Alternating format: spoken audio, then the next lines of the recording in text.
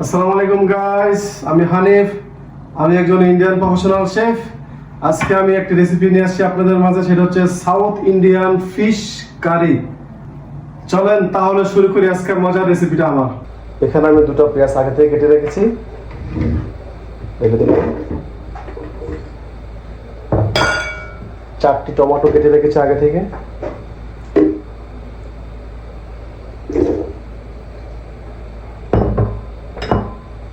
এক পিস রসুন, ফ্রেশ ধনিয়া, 2 চা চামচ জিরা পাউডার, শুকনো মরিচটা আগে থেকে আমি পানি বয়েল করে এটা এভাবে রেখেছি, এখন এটা সফট হয়ে গেছে। এটা পানিটা সহকারে এটা আমি ইউজ করব।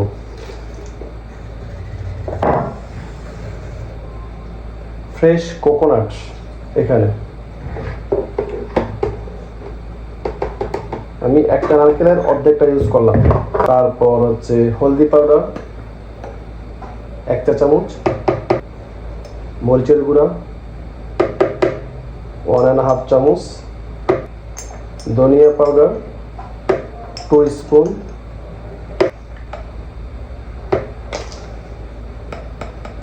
সল্ট আইডিয়া করে। তারপর সবগুলো একসাথে আমি ভালো করে ব্লেন্ডার করেছি। তারপর একটা প্যানে তেল ঢেলে নিলাম। ফিশগুলো আগে থেকে আমি লবণ আর হলদি পাউডার দিয়ে ম্যারিনেট করে রেখে দিয়েছিলাম। এগুলোকে এখন আমি হালকা ভাজবো।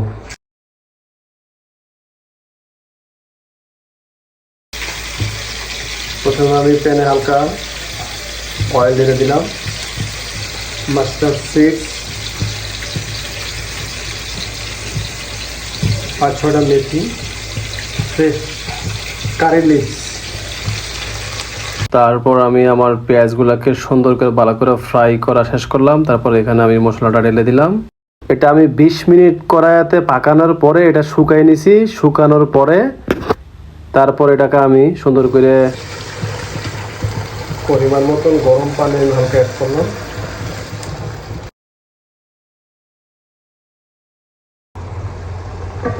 মশলাটা অলরেডি আমার পানি শুকিয়ে গেছে এখন, আর 5 মিনিটের ভিতরে এটা ইনশাল্লাহ মশলাটা আমার রেডি হয়ে যাবে।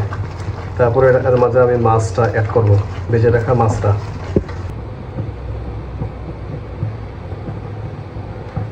মাছটা আমি এখন অ্যাড করে দিলাম।